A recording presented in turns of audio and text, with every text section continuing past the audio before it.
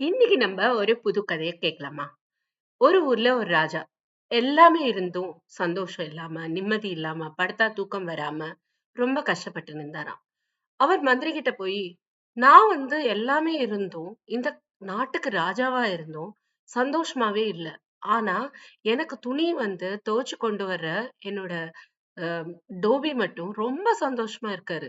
என்ன காரணம்? அப்படின்னு சொன்னாராம். ராஜா வந்து ராஜா, நீ ஒரே ஒரு பையில ஒரு 100 நாணயங்கள வச்சு அவனோட வீட்டு வாசல்ல வச்சுட்டு வா. நாளைக்கு அப்புறமா என்ன நடக்குதுன்னு பார்க்கலாம் அப்படின்னு சொன்னாராம். அந்த பையை கொண்டு போன இந்த மந்திரி அதுல இருந்து ஒரு காச எடுத்துட்டு 99 காசு அவங்க வாசல்ல வச்சுட்டு வந்துட்டாராம். அடுத்த நாள் காலையில அந்த டோபி அந்த பைய எடுத்து பார்த்துட்டு கோல்ட் காயின்ஸ் 99, அப்பாடா! லைஃபே மாறிடுச்சு அப்படின்னு நினைச்சு என்ன பார்த்தாராம். 99 இருந்ததாம். ஆனா அதுல 1 காணோம். அந்த 1 காணோம்ன உடனே மனைவி கிட்ட இந்த பை வைக்கும்போது எங்கேயாவது தொலைச்சிருக்கும். வீட்ட சுத்தி தேடி பார்க்கலாம்னு சொல்லி ஃபுல் டே தேடினாங்களாம். மனைவி மேல ஒரு எரிச்சல்.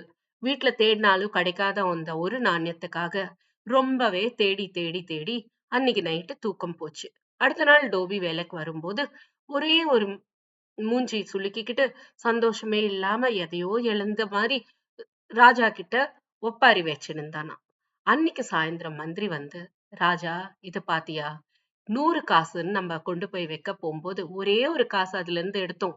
ஆனா அந்த 99 காசையும் இருக்குன்றத மறந்துட்டு இல்லாத கிடைக்காத தாழ்ந்து இல்லாத ஒரு காசுக்காக அந்த ஆளு அவனோட நிம்மதியை இழந்துட்டான். அவனோட சந்தோஷத்தை இழந்துட்டான். செய்யற வேலையில அந்த போக்கஸ இழந்துட்டான். இதனால உனக்கு என்ன தெரியுது?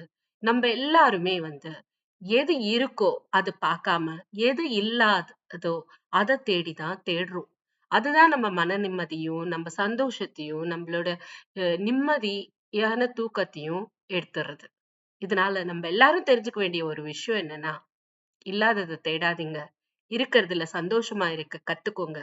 லைஃப் அப்படின்னா எது இருக்கோ அத கடவுளுக்கு நன்றி சொல்லிக்கிட்டு, அனுபவிச்சுக்கிட்டு, இருக்கிறதுல சந்தோஷமா வாழ்றது தான் உண்மையான வாழ்க்கை.